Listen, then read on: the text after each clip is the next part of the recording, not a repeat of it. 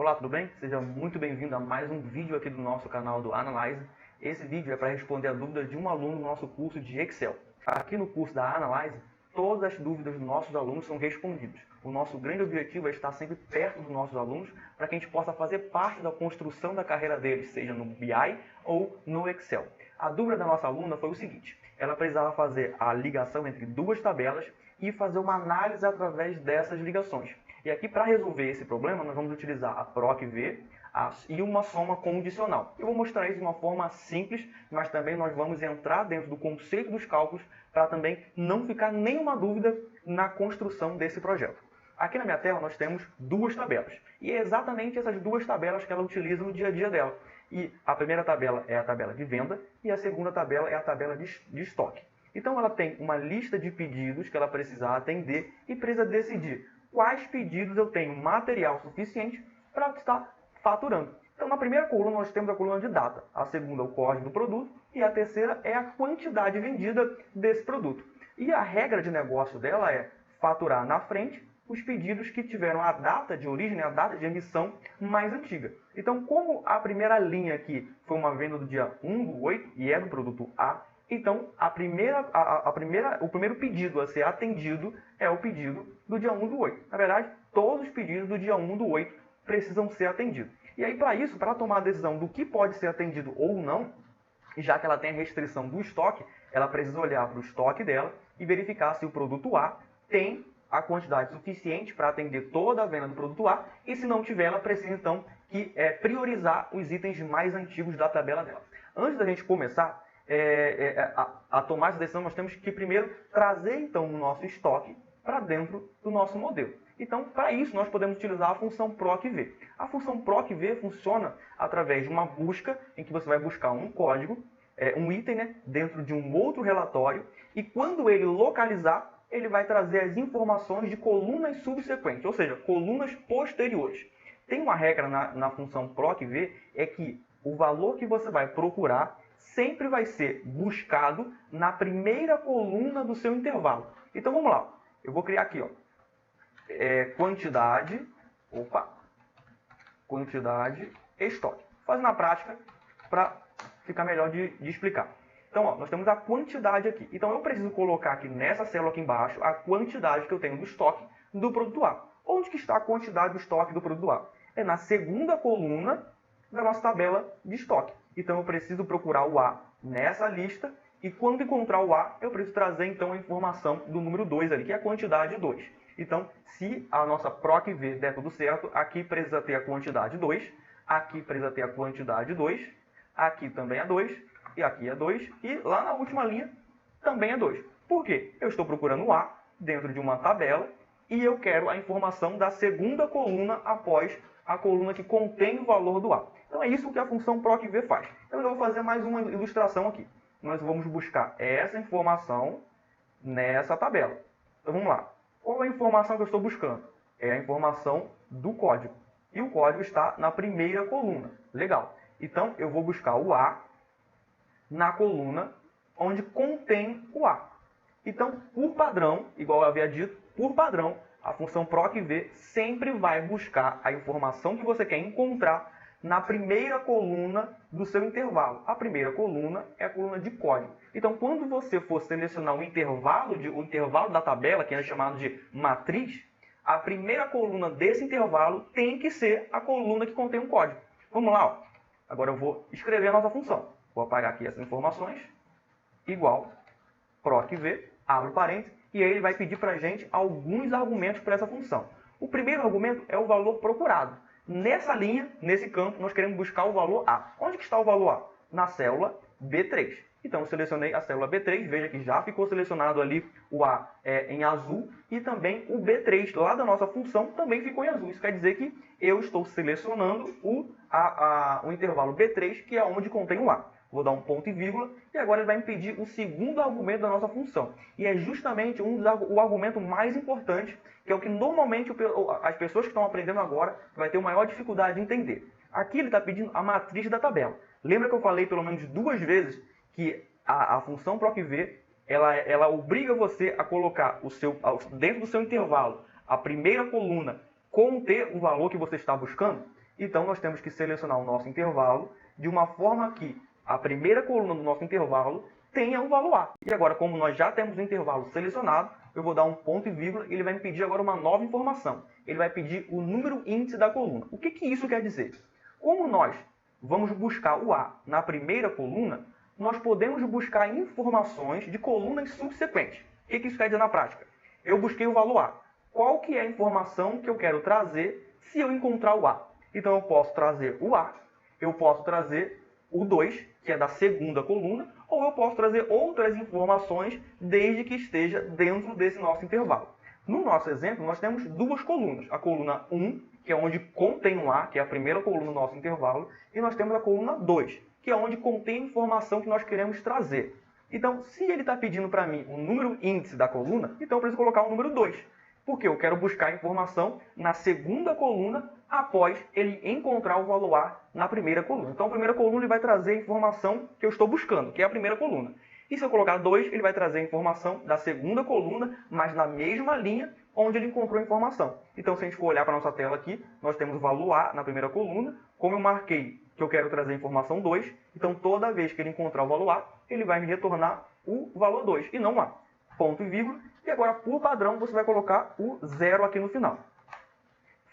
Fecha parênteses, dá um Enter. Pronto, nós temos o 2 aqui. Então vamos lá. O que acontece se eu clicar aqui no nosso campo e arrastar ele para baixo, para poder preencher toda a nossa tabela? Tem dois jeitos de fazer isso. Você pode copiar, ir até lá embaixo e dar um Ctrl Shift seta para cima e dar um Ctrl V. Ou você pode ir lá na célula onde você contém a sua função, vou dar um zoom, e aqui no canto inferior direito, veja que na hora que eu passo o mouse, vira uma cruzinha preta, clique 2 vezes bem rápido sobre ele. Cliquei 2 vezes bem rápido e ele já expandiu a nossa função até lá embaixo. O que aconteceu aqui nessa coluna para que tenha dado o erro? Eu vou explicar aqui de novo. Ó, nós temos uma aula sobre função PROC-V, nós temos uma aula sobre intervalos de dados e nós temos uma aula sobre esses endereços dentro do nosso Excel. Então, se você não viu, volta lá para tirar todas as suas dúvidas. Já está disponível no nosso canal. Vou tirar um pouco no meu zoom aqui e vou clicar sobre a nossa primeira célula. Essa função ela foi construída de uma forma errada. Eu fiz de propósito para destacar a importância dos intervalos de dados para vocês. Eu vou dar um F2 para liberar a minha barra de fórmulas dentro da célula. E nós vamos ver aqui, ó, que o nosso intervalo matriz ele vai do G2 até o H6, que é justamente o intervalo que está em vermelho aqui. O que acontece quando eu vou para a próxima linha? Cliquei sobre ela, F2, veja que agora ele está no G3 e H7. E o nosso intervalo desceu. Até aqui, tudo bem. Veja que ele também retornou 2 aqui. Vamos para o próximo. Vamos dar um F2 novamente. Veja que agora ele desceu novamente. Agora, perceba que o A2, já está fora do intervalo. Isso quer dizer que, se aqui no lugar do B tivesse um A, ele nos retornaria um erro. Vamos para o próximo? Ó, F2 novamente. Agora eu estou buscando um A nesse intervalo que está em vermelho. Perceba que não tem mais um A aqui. O A ficou lá para cima. Por isso que ele retornou um erro. Então, para resolver esse problema, você precisa travar esse intervalo para que quando você expandir as funções, o intervalo também não expanda junto com ela. Então, vou dar um F2, vamos liberar a barra de fórmulas e vamos travar esse intervalo. Como é que a gente trava? F4, dei um Enter, vou copiar a nossa função, vou até lá embaixo com Ctrl Shift seta para baixo, Ctrl V, pronto. Problema resolvido. Agora nós já temos o estoque dentro da nossa tabela de venda. Vou formatar também esse intervalo aqui, para que ele fique com as bordas. Beleza. Então agora nós temos o estoque e nós temos a quantidade vendida. Essa tabela aqui nós já não precisamos mais. Então eu não posso excluir, porque eu tenho um vínculo com ela, do nosso PROC-V. Então eu vou apenas chegar ela um pouquinho mais para lá. Vou inserir algumas colunas antes dela para que ela avance um pouco mais para a direita. Inserir. Pronto. Foi lá para o canto, nós já temos espaço suficiente. Agora nós vamos colocar aqui uma coluna de saldo. Esse saldo é estoque menos a quantidade. Então tudo que ficar positivo ou zero quer dizer que eu tenho estoque suficiente para faturar o nosso pedido. Então vou dar um igual estoque menos venda. Sobrou 1. Isso quer dizer que esse pedido eu consigo faturar. Vou clicar aqui, vou arrastar até embaixo. Não é para dar nenhum erro. Ok. Então eu consigo faturar esses itens e eu não consigo faturar esses dois aqui. Isso aqui já é uma informação. Você já consegue visualizar quais itens você pode vender e pode entregar e quais itens você não consegue entregar nem se você quiser, porque você não tem quantidade suficiente para faturar esses itens aqui. Só que tudo isso aqui pode ser melhorado. Você consegue deixar que o Excel tome decisão para você. Como que você faz isso? Antes disso eu vou te explicar o porquê que eu vejo que esse método pode ser melhorado. Vamos imaginar o seguinte, ó. Eu quero gerar uma lista de separação, ou seja, eu quero passar para uma outra pessoa separar esses itens para que eu possa faturar. Então, se eu passar para ele tudo que está positivo ou zero, eu vou mandar uma lista desse tamanho aqui. Vou pintar lá de verde. Então, tudo que estiver em verde, eu consigo faturar. Só que eu estou passando para frente uma decisão que poderia ter sido tomada de forma automatizada. Por quê? Ele pode separar, a pessoa que pode separar o B para atender o dia 2 do 8 e pode esquecer de separar para o B do dia 1 do 8, que são 3. Então, se ele separar o do dia 2 do 8, você não vai ter quantidade suficiente para atender o do dia 1 do 8. Então, o correto deveria ser priorizar os itens mais antigos e deixar os mais recentes para um segundo momento. Até porque nós não temos estoque para poder faturar todos eles. Embora pareça que eu consigo faturar tudo isso aqui, na verdade você não consegue faturar tudo. Por que eu digo isso? Vamos lá. Vamos simular aqui um faturamento. Faturamento. E aqui eu vou colocar saldo atual. Então, faturamento e saldo atual. Vamos faturar o item 1 do dia 1 do 8. Então, eu vou colocar aqui, ó, faturei 1. Nós temos 2 em estoque. Então, nós ficamos com 1 agora. Vamos pegar agora aqui o A do dia 1 do 8. Ele pede uma unidade. Então, eu vou faturar 1 e agora eu fiquei com 0. Vamos faturar agora o B do dia 1 do 8. Ele pede 3 e eu tenho 3. Então, eu vou faturar 3 e vou ficar com 0. Vamos para o A agora do dia 1 do 8. Ele pede 1. Então, se eu faturar 1, como que eu não tinha mais nada, veja que eu já consumi os meus 2, então aqui seria menos 1. Então, já não conseguiria faturar esse item aqui. Então, veja que no primeiro momento ele ficou verde, porque eu consigo faturar, porque eu estou analisando o meu estoque com a minha quantidade vendida. Só que existem pedidos anteriores, né, ou mais antigos, que deveriam ter sido faturados antes dele. Então, eu preciso seguir a regra de negócio, que é atender os pedidos mais antigos e deixar os mais recentes para depois. Como que a gente resolve isso? Ó, vou apagar essas duas colunas e vou criar uma nova coluna aqui chamada quantidade acumulada. Para resolver esse caso, nós vamos utilizar a função soma-se. A função soma-se já tem um vídeo lá no canal explicando como ela funciona, então eu não vou me aprofundar muito nessa questão. Como que funciona a função condicional? Ela soma respeitando um determinado critério. Então vamos lá, igual soma-se, abro parênteses, e ele me pede 2 argumentos obrigatórios. Por que eu digo obrigatórios? Porque tem um terceiro argumento que não é obrigatório, e eu expliquei isso lá no vídeo anterior. Então vamos lá, intervalo. Um intervalo é um intervalo de dados em que você vai fazer uma análise, uma conferência. Então o que vai acontecer? O que tiver nesse intervalo que respeita a minha regra de operação, então ele soma. E o que não respeita, não vai somar. Em resumo, a função soma-se ele executa exatamente essa sequência de cálculo. Então vamos lá, intervalo. O nosso intervalo desse modelo, para a gente pôr em prática essa regra de negócio, eu vou selecionar a célula B3, onde está o primeiro A, vou dar ponto vírgula, veja que ele já preencheu para a gente B3 novamente, pode ficar assim por enquanto, ponto vírgula. E agora eu vou clicar no 1, ou seja, a minha regra de negócio é quantidade.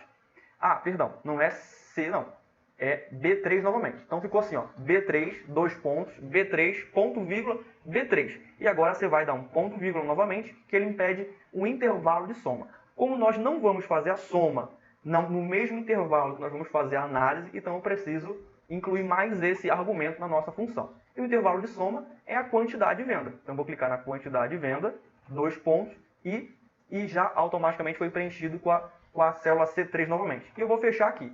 Agora nós precisamos fazer 2 ajustes nessa função aqui.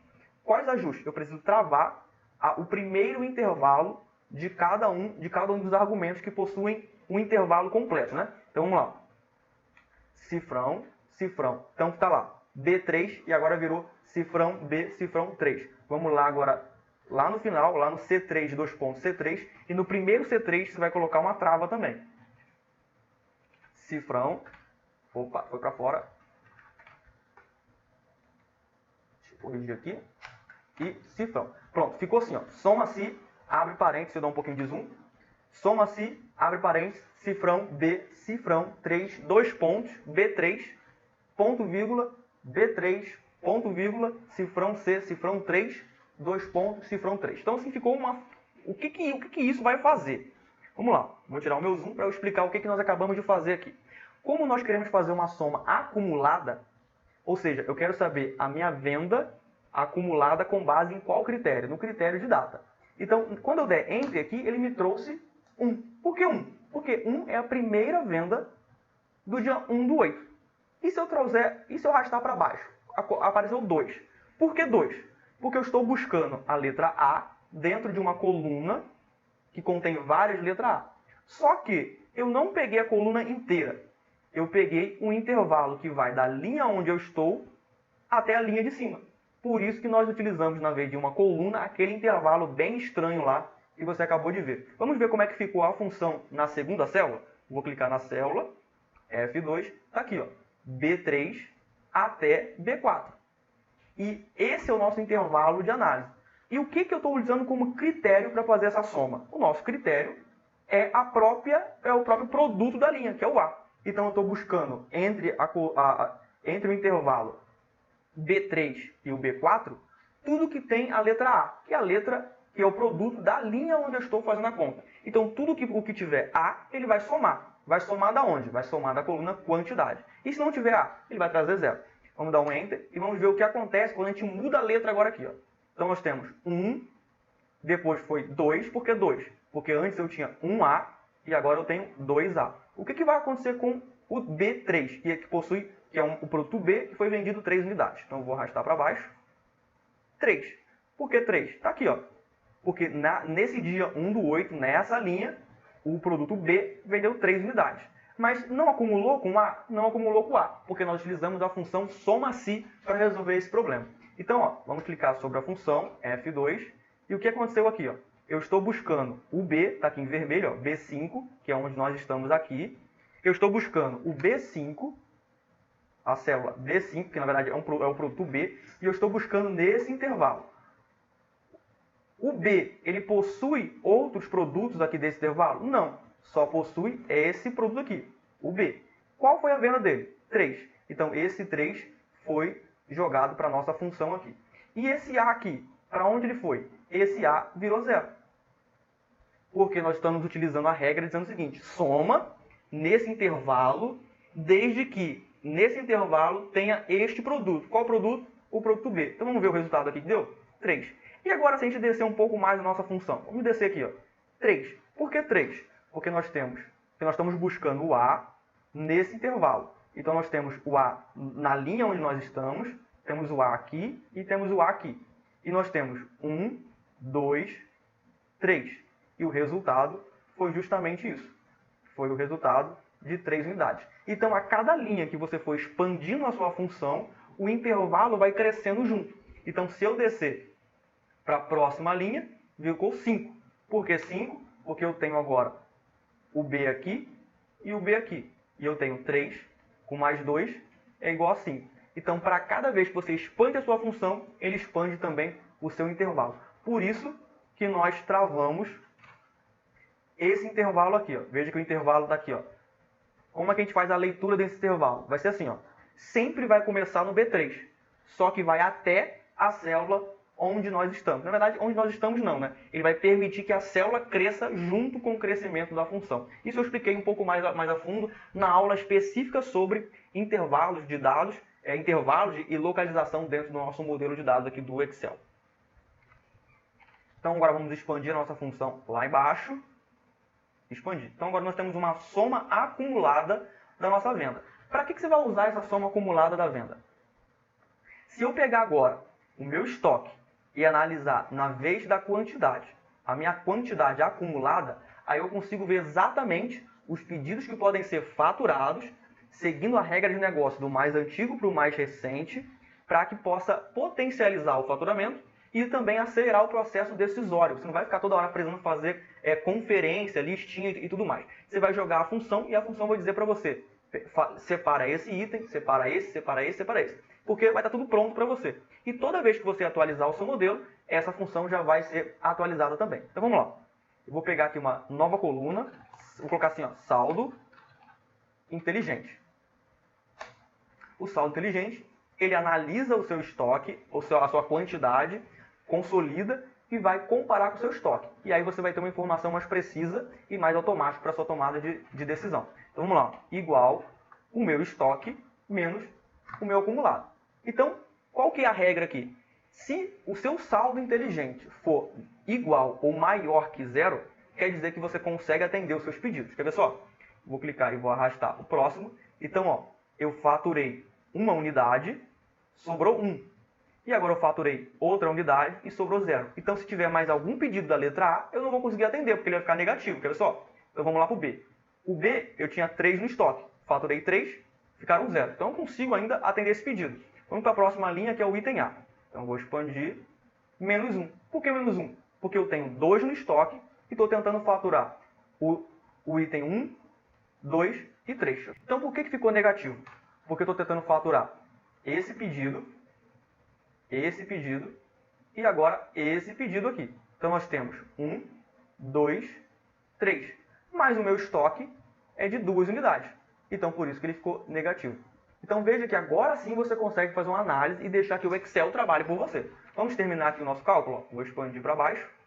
Então, agora eu consigo visualizar quais pedidos eu consigo faturar, seguindo a regra de negócio e sem precisar ficar tomando outras decisões além dessas. Vamos identificar aqui quais são os itens que realmente eu posso faturar? Então, vamos lá. Esses aqui eu consigo, vou pintar de amarelo. Esses dois aqui também nós conseguimos faturar. E só. Então, antes nós tínhamos todos esses aqui que aparentemente poderiam ser atendidos, mas de fato não ia ser atendido pela regra de negócio. Poderia até ser atendido, mas talvez desrespeitaria a regra do seu negócio. Então nós acabamos de fazer a nossa análise com o nosso estoque. Vamos atualizar agora o nosso estoque e vamos ver o que acontece com a nossa tabela aqui. Ó.